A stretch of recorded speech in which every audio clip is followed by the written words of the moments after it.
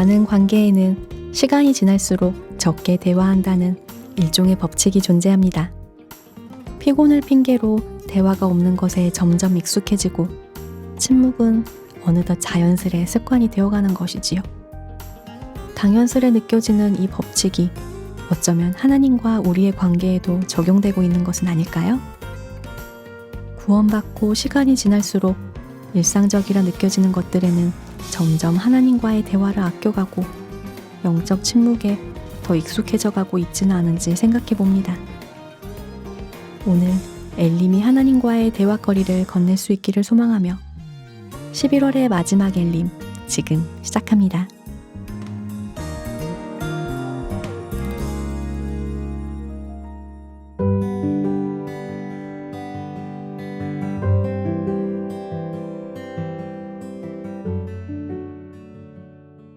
그때 그 시절 사람들은 하나님께 어떤 찬양을 드렸을까요? 성경 속 인물들의 희로애락을 담은 코너, 성경에서 온 찬송시, 성찬시. 성찬시는 성경을 바탕으로 상상을 더해 재구성한 인물의 독백입니다. 오늘 과연 어떤 분이 출연해 주셨을지 궁금한데요. 함께 들어볼까요?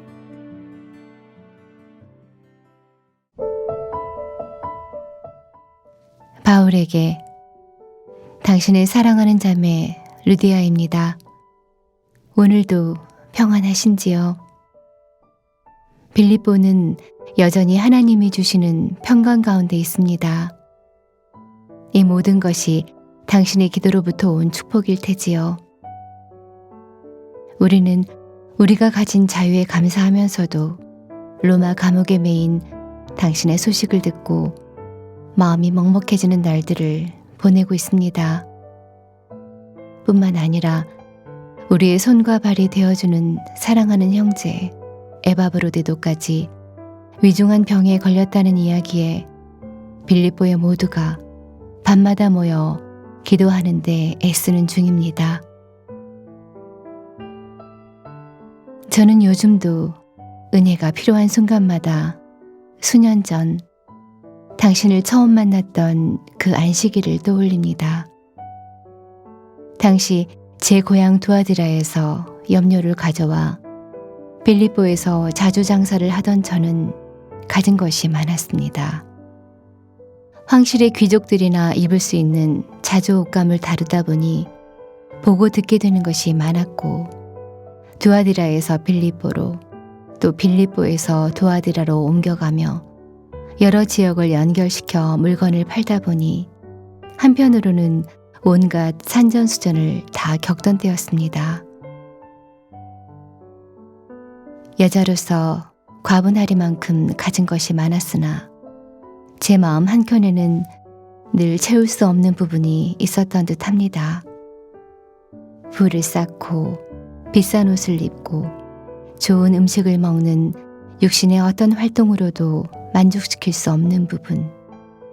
참 만족을 찾은 지금에 와서 생각해보면 저는 영적 기갈을 느끼고 있었던 것 같습니다. 당신도 보셨겠지만 제 고향 두아디라에는 신전이 참 많았습니다. 두아디라 사람들은 서로 모여 동업을 하며 동업 조합들끼리 각각의 소신을 섬깁니다.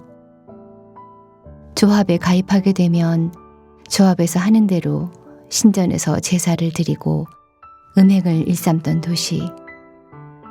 영적 기갈을 느끼면서도 두아디라의 혼란과 화려함 속에 물들고 싶지 않았던 저는 두아디라에서 살던 유대인들을 통해 자연스레 유대교에 입교하게 되었습니다. 유대교를 통해 만나게 된 하나님은 제가 두아디라에서 보았던 몰상식한 신들이 아닌 합리적이고 경외할 수 있는 진짜 신이었습니다. 그리하여 회당이 없던 빌립보에서 안식일마다 기도처를 찾던 저를 당신이, 아니 하나님께서 찾아오신 것입니다. 어김없이 강가에 모여 안식일을 지키고 있던 그날, 당신이 들려주신 그리스도의 이야기는 제가 찾고 또 찾던 제 영혼의 빈 부분을 채워주기에 충분했습니다. 후에 빌립보에 오기 전 성령께서 아시아 땅으로도 비두니아로도 갈 수 없게 하시고 환상을 통해 마게도냐로 가라 하였다는 이야기를 당신으로부터 듣고 얼마나 감사했는지 모릅니다. 그 환상이 제게 그리스도의 사랑을 전해주려는 하나님의 섭리였다는 생각에 감격의 눈물이 났습니다. 그리스도의 사랑에 매인 당신이 지금처럼 옥에 갇히기까지 복음을 전파한 것과 같이 저 또한 이 사랑을 전하는 일에 간절했고 참으로 감사하게도 저희 온 집에까지 구원이 이르는 기적이 있었습니다. 그리고 그날부터 이 빌립보에 아주 작은 교회가 시작되었지요. 제가 사랑하는 이 교회가요. 바울 당신과 실라, 누가, 디모데를 섬겼던 것은 제 인생에서 가장 값진 일이었노라고 단언할 수 있습니다. 당신들의 곁에서 저는 많은 말씀을 들었고 많은 기적들을 보았으며 많은 은혜 가운데 평안했습니다. 당신들이 머물던 나의 집은 세상에서 가장 안전한 피난처였음을, 당신들이 전해준 그리스도의 사랑을 통해 나의 집을 점차로 채워간 빌립보의 성도들은 제가 집으로 모셨던 세상의 어떤 손님들보다 가장 귀한 손님이 되어 주었음을, 당신을 처음 만났던 그날부터 지금까지 주께서 성도들로 채워주신 나의 집은 매일같이 기쁨이 흘러나오는 이 땅에 주신 천국임을 이 편지를 통해 고백합니다.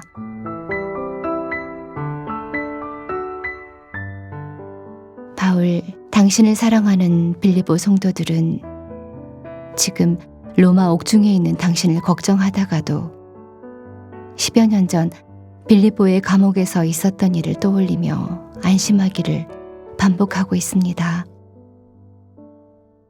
당신이 그리스도의 이름으로 고쳐주었던 그 귀신 들린 요정이 지금은 교회 안에서 신실하고 순종적인 자매가 된 것과 그 요정에게 일어난 일을 보고 들은 수많은 빌립보의 사람들이 그리스도를 믿게 된 것, 당신을 지키고 섰던 그 감옥의 간수가 지금은 복음을 전하는 일에 앞장서는 빌립보의 귀한 일꾼이 된 것과 당신과 함께 갇혔던 죄수 몇몇이 선한 그리스도인으로서 든든히 서 있는 것, 이 모든 일의 목격자 된 우리는 현재 당신의 매임이 또 어떤 소중한 열매들을 불러올지 괜한 기대를 가져보기도 합니다. 고난이 때로는 유익이 된다는 사실을 모르지 않기에 이 일 또한 하나님 안에서 어떤 유익이 되어가고 있을 것을 확신하고 있습니다. 하지만 바울, 우리는 당신을 염려하고 있기도 합니다. 혹여 당신을 다시 볼 수 없게 되지는 않을까 노심초사하는 성도들도 여럿입니다. 10여 년 전 감옥에서 기적처럼 나와서는 집에서 모여 기도하던 성도들을 찾아와 위로해 주었던 그때처럼 어서 당신의 얼굴을 보고 위로를 얻고 싶은 마음이 간절합니다. 그날을 위해 우리가 할 수 있는 것이라고는 당신의 쓸 것이 모자라지 않도록 우리의 것을 조금 보내는 것 뿐이지만 당신을 도울 수 있다는 것 하나만으로 빌립보의 모두는 기뻐하고 있습니다. 당신에게 위로받고 힘을 얻었던 것처럼 당신에게도 작은 위안이 남아 주고 싶은 마음에 편지가 길었습니다. 하지만 어쩐지 당신에게는 지금의 매임이 위로받을 만한 일이 아닐지도 모른다는 생각이 들기도 합니다. 당신이 오간에서 신라와 함께 많이 맞은 몸으로 하나님을 찬미하고 기뻐했다는 그 형제의 간증을 기억하기 때문일까요? 오늘 로마 감옥에서는 또 어떤 찬양이 흘러나오고 있을까요? 바울, 마지막으로 당신에게 부탁하고 싶은 한 가지가 있습니다. 빌립보의 모두가 사랑하는 에바브로디도 그의 소식을 들려주기를 간절히 원합니다. 매일같이 그를 위해 기도하는 지금 그의 병세에 차도가 있는지 애가 탑니다. 다만 에바브로디도의 병 또한 당신을 위해 더욱 기도하라는 주의 뜻으로 알고 감사하려 합니다.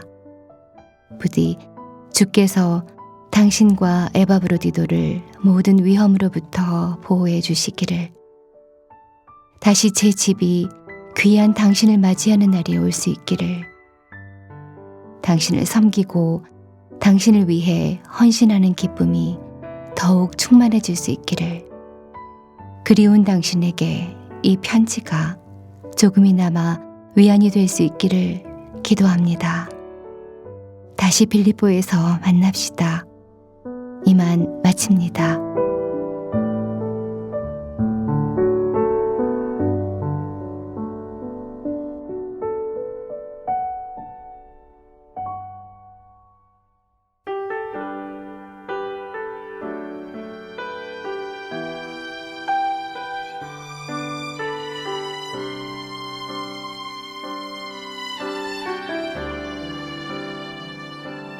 힘들어 보이지만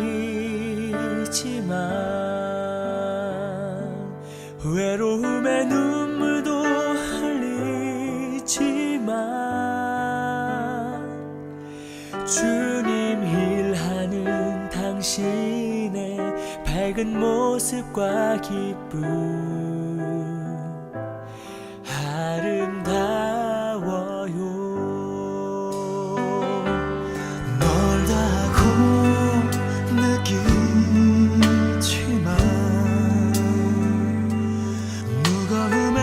지쳐도 보이지만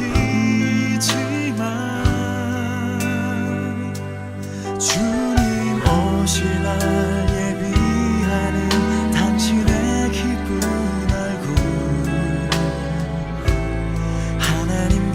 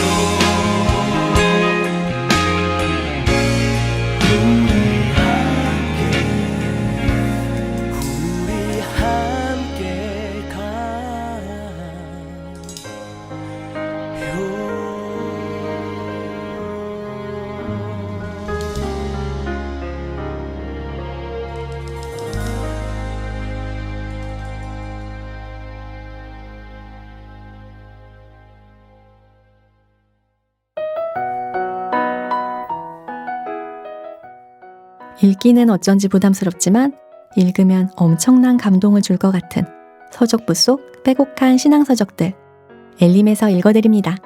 그것도 아주 쉽게. 책 읽어주는 라디오 엘림의 책방. 전능자의 그늘 그 세 번째 이야기 함께 읽겠습니다.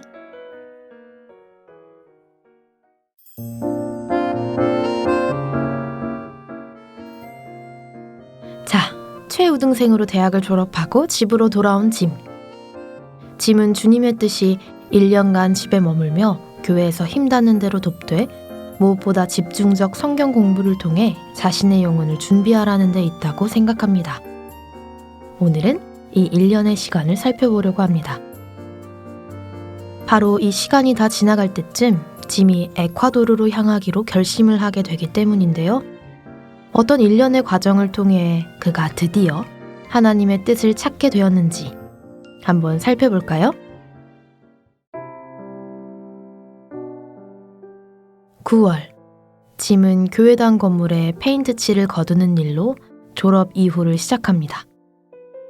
자아가 커지지 않도록 무던히 애를 쓰던 그의 모습은 그의 일기에 잘 나타나 있습니다. 하나님의 뜻은 나를 통해 선한 일을 하시는 것이다. 큰 사람이 되려는 내 열망은 그분의 그런 뜻을 꺾어놓기 쉽다는 것을 오늘 밤 깨닫는다. 저는 큰 사람이 되지 않겠습니다. 오직 하나님의 선하심을 내게 주소서. 10월, 짐은 외적인 활동 자체가 없는 자유시간을 가지게 되면서 하루를 허비할까 두려워하며 많은 생각들을 자신의 일기에 채워나갑니다. 풍부에 처할 줄 아는 현재의 형통함에 행복해하기도 하고 그리스도인 브레이너드의 전기를 읽으며 그의 믿음을 본받을 은혜를 주시기를 간절히 기도하는데요. 그즈음 기록된 유명한 구절. 천국의 큰 축복 중 하나는 이 땅에서 천국을 맛본다는 것이다. 영원한 것을 얻고자 영원할 수 없는 것을 버리는 자는 바보가 아니다. 일상의 많은 일로부터 벗어나 하나님을 찾고 구하며 묵상하는 이 시간들 가운데 짐은 자신의 인생 가치관을 정립한 것 같죠? 10월의 마지막 즈음에 짐은 에콰도르 키추아족 인디언 사역을 하던 티드마쉬가 아내의 건강 문제로 부득이 사역을 그만두어야 할 것 같다고 보낸 편지를 읽고서 마음에 격동이 되어 에콰도르 사역에 자신을 내놓겠다는 답장을 써내려갑니다. 그러나 다음날 아침 우리의 신중한 짐은 주님의 분명한 말씀이 있기 전에는 섣불리 편지를 붙이지 않겠다고 기도를 드립니다. 그리고 얼마 지나지 않아 에베소서 5장 16절 세월을 아끼라는 말씀이 짐의 가슴 한켠을 똑똑 두드리게 됩니다. 기회를 사라는 나나주 말씀에 짐은 편지를 붙여야겠다는 확신을 얻게 되죠. 12월, 짐이 대학을 졸업한 뒤 아직도 무직자로 먹고 논다는 주변 사람들의 이야기에 그는 괴로워합니다. 직장 생활을 조금이라도 해야 하는 것 아니냐는 이들의 말에 짐은 자신도 그럴 마음이 있노라고, 자신이 직장 몇 곳에 실제로 지원도 했었노라고 자신을 변호하고 싶어 하였으나 너희는 사람 앞에서 스스로 옳다 하는 자이나 라는 누가복음 16장 말씀을 읽고 차마 그런 모습으로 드러나고 싶지 않아 무릎 꿇고 기도한 뒤 시편 17편으로 위로를 받습니다. 나의 판단을 주 앞에서 내시며 주께서 내 마음을 시험하였으나 나의 걸음이 주의 길을 굳게 지켰사오며 금생에서 저희 분깃을 받은 세상 사람에게서 나를 주의 손으로 구원하소서. 깰 때의 주의 형상으로 만족하리이다. 책의 이 부분을 읽으며 겉으로 드러나는 것만으로 형제자매를 판단하는 것이 상처를 주는 일일 수 있다는 것. 내가 생각하는 이래야 한다는 기준과 하나님이 실제로 그리스도인 각자를 이끄시는 길에는 차이가 있을 수 있다는 것. 또 내가 억울하게 판단받을 때 결국 붙잡아야 할 것이 무엇인지 생각해 보게 됩니다. 짐은 모든 일에 고민하고 묻고 말씀에서 답을 찾아가는 사람. 기도로 나아가고 말씀에서 답을 찾는 모범적인 신앙생활의 본을 그의 일기를 통해 참 많이 배우게 되는데요. 1월, 절망에 가까운 일기들이 많이 기록된 달입니다. 열정 없는 기도와 경청 없는 묵상을 하게 되는 날은 하루를 허송했다며 자책하기도 하고 자신이 설교 작성에 매달리느라 정작 성경이 들려주는 말을 충분히 듣지 못해 주님을 실망시켜드린 기분이라며 좌절하기도 합니다. 또 무분별하게 무엇이든 받아들이는 미국의 자기 세대들에 대해 안타까운 애통을 남기기도 하죠. 우리는 마귀가 인격체임을 믿는다고 떠벌리지만 실은 마귀를 실체로 대하지 않는다. 그 결과 우리의 전투는 그림자와의 거짓 싸움이며 지루한 말의 냉전에 지나지 않는다. 함성은 없고 하품뿐이다. 우리 모임에서 웃음이 울음을 삼킨 지 이미 오래다. 우리에게 화가 있으리라. 우리는 희생에 헌신하지 않았다.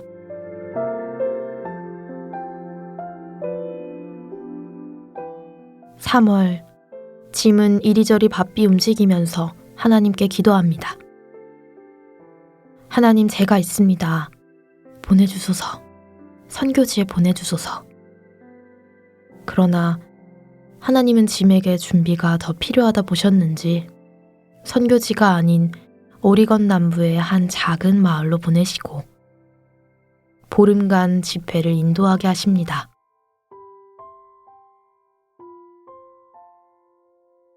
그는 집회를 위해 많이 기도했지만 앞으로 나온 불신자가 둘뿐인 것에 마음이 많이 낮아진 상태에서 집회를 마치고 하나님으로부터 2가지 책망을 듣습니다.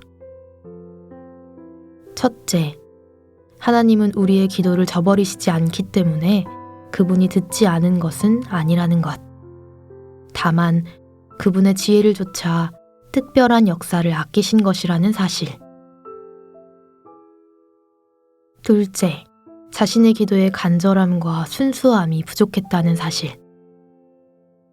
자신에게 여전히 자신의 관심사가 있고 사역과 자신의 이름을 연결시키고 있다는 사실을 발견하고는 왜 하나님이 자기 기도를 들어주지 않으셨는지 그 답을 찾습니다. 그러나 그 집회에 결실이 없지는 않았습니다. 4월, 주정뱅이와 그의 아내가 주님께 나아오고 청년들이 구원의 확신을 얻고 말씀 묵상을 시작했다는 소식을 아버지에게 알리며 하나님의 역사를 찬양하는 짐의 편지에서 그것을 알 수 있죠.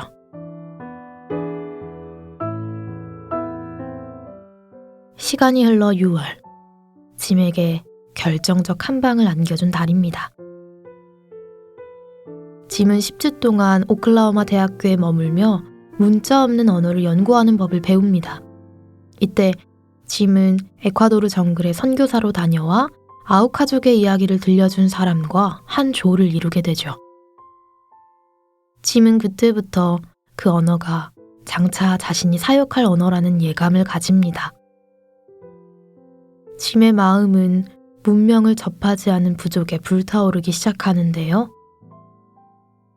짐은 이전에 티드마시 박사와 주고받았던 편지를 생각하며 아직 복음이 들어가지 않았다는 키추아족과 아우카족을 떠올립니다. 상황의 실가닥을 풀어가시는 하나님을 기대하며 기다리던 짐에게 이것은 단순한 우연의 일치로 보이지 않았습니다. 그렇게 7월, 짐은 하나님의 분명한 응답을 찾아 열흘간 작정 기도에 들어갑니다.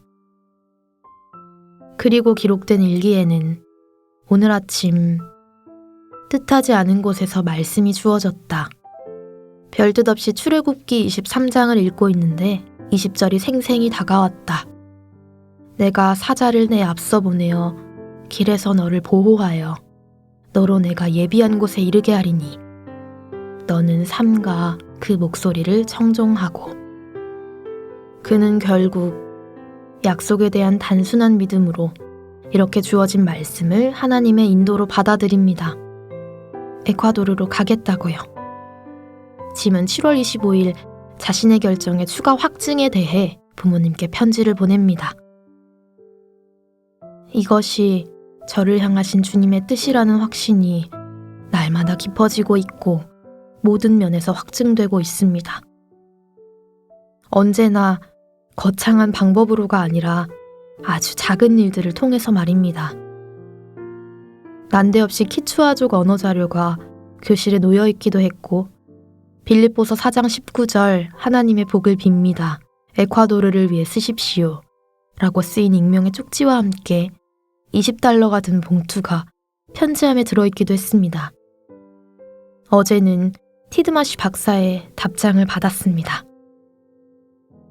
여러 가지 넘어야 할 것들이 있지만 짐은 조금도 걱정하지 않았습니다.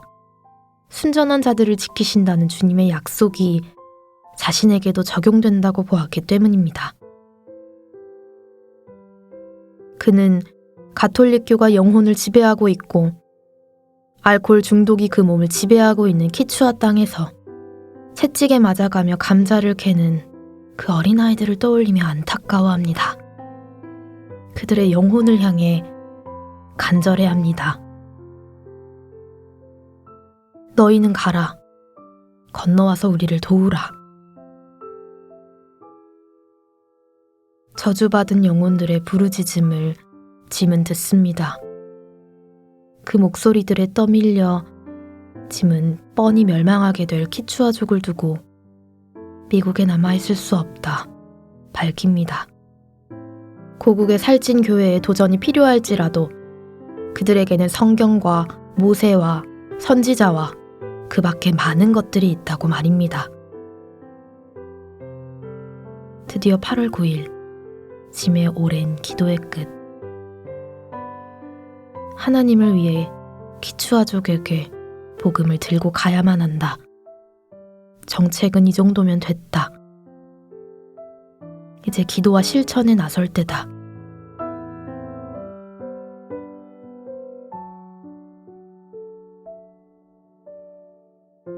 자, 관역을 정한 짐 엘리엇이 에콰도르를 향해 자신의 모든 것을 어떻게 내던질지, 영원한 것을 구하는 그의 몸부림은 어떻게 실현되어 갈지 다음 엘림의 책방에서 찾아뵙겠습니다.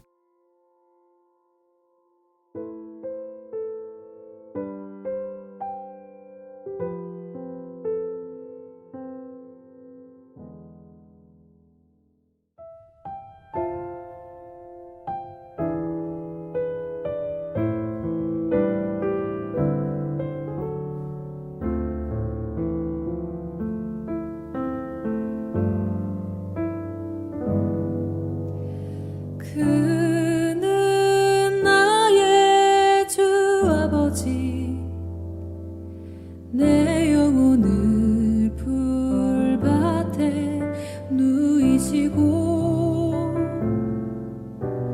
새와 나무의 노래로 내 맘을 위로하여 주시네. 양들이 주인 찾듯이 오직 한 분 목자인 내 주님은 내가 찾고 또 따르니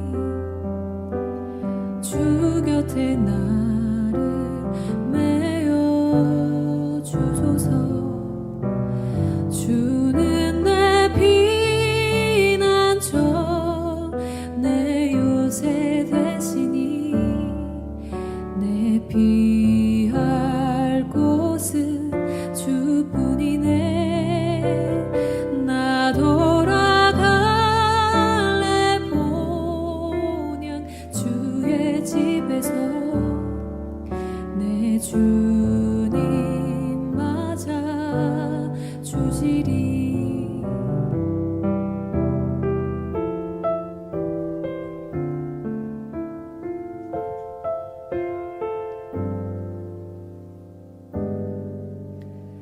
그는 나의 주 아버지 내 영혼을 풀밭에 누이시고 새와 나무의 노래로 내 맘을 위로하여 주시네. 양들이 주인 찾듯이 오직 한 분 목자인 내 주님은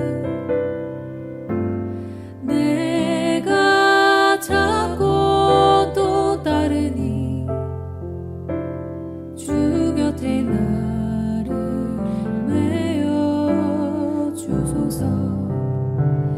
주는 내 피난처 내 요새 되시니 내 피할 곳은 주뿐이네.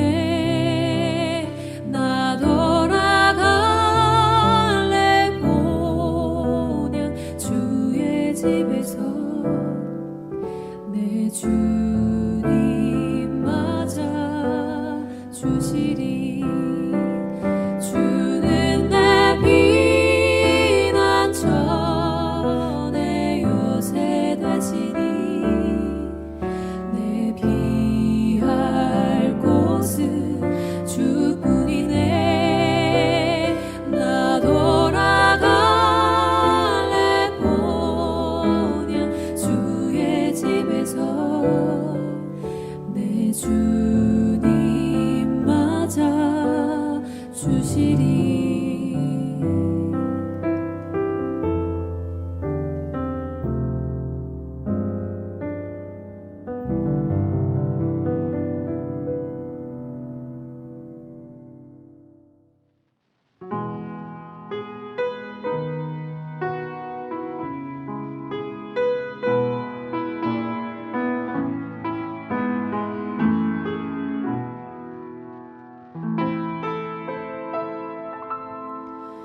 왜 나를 깊은 어두움 속에 홀로 두시는지 어두운 밤은 왜 그리 길었는지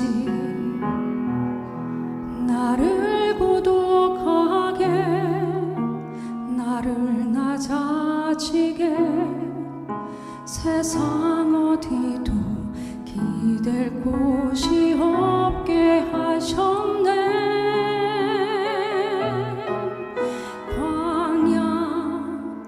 광야에 서 있네.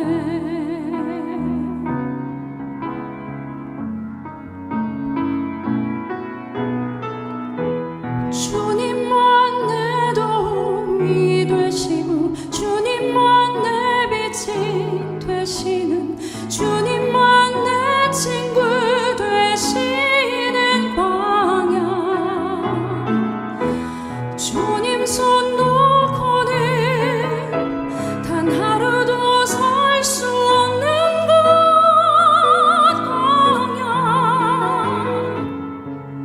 광야에 서 있네.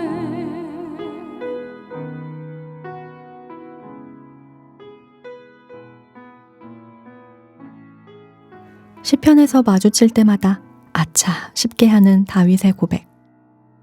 백성들아, 시시로 저를 의지하고 그 앞에 마음을 토하라. 하나님은 우리의 피난처시로다. 잠깐이라도 멈추어 하나님께 마음을 내어놓는 시간을 가지는 것. 사소한 모든 일에 하나님을 피난처 삼는 것. 그것만이 요동치 않는 내일을 불러오는 가장 좋은 방법임을 기억하며 하나님이 함께 하시는 라디오 광야에서 만난 엘림. 오늘도 주 안에서 평안하시기를 기도합니다. 광야에 서 있네.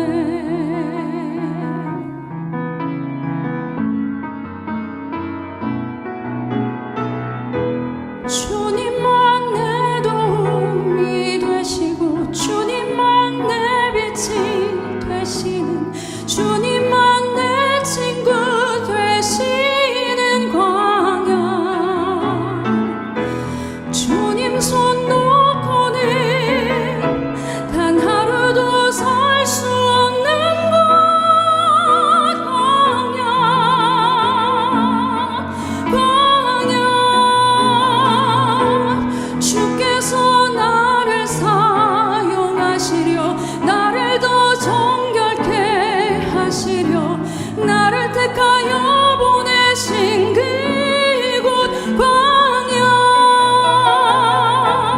성령이 내 영혼 다시 태어나게 하는 곳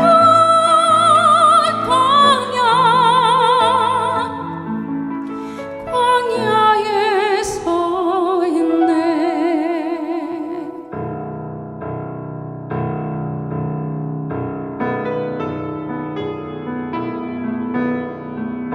내 자가 산산이 깨지고 높아지려 했던 내 꿈도 주님 앞에 내어놓고